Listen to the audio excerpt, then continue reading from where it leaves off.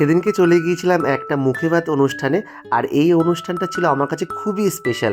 আমার চেনা পরিচিত মানুষের বাইরেও যে আমাকে কেউ ইনভাইট করতে পারে, তো সেদিনকে আমি ইনভিটেশনটা পেয়ে খুবই রকম আবেগপ্রবণ হয়ে পড়েছিলাম। আর ইনভিটেশনটি এসেছিলো আমাদের সকলের প্রিয় সুনীলদার কাছ থেকে। আর সুনীলদার মেয়ের শুভ অন্নপ্রাশনে আমরা ইনভাইটেড ছিলাম। আর গিয়ে তো দেখি সুনীলদা একেবারে এলাই সব আয়োজন করে ফেলেছে।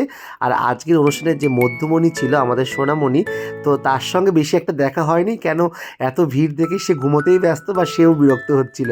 তো আমি আর দেরি না করে চলে এলাম মজার মজার খাবার খেতে। আর দেখি এলাহি সব রকমের আয়োজন করা হয়েছে খাবার দাবারে।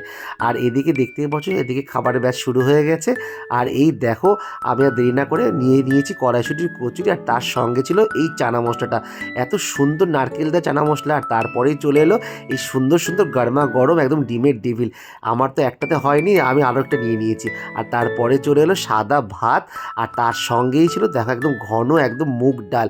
এই সাদা ভাত দিয়ে গরম গরম মুগ ডাল এই শীতের রাত্রে একদম জমে গেছিলো। আর তার সঙ্গে ছিল এই ঝুরি ভাজাটা।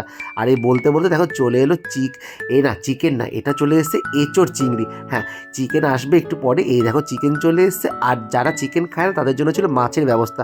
একদম এলাই রকমের বন্দোবস্ত করেছিল সুনীলদা। আর সব মিলে আমরা দিনটা খুবই উপভোগ করলাম। তো তোমরা দেখতে থাকো ভিডিও আর ওয়েট করো নেক্সট ভিডিওর জন্য। Till then by.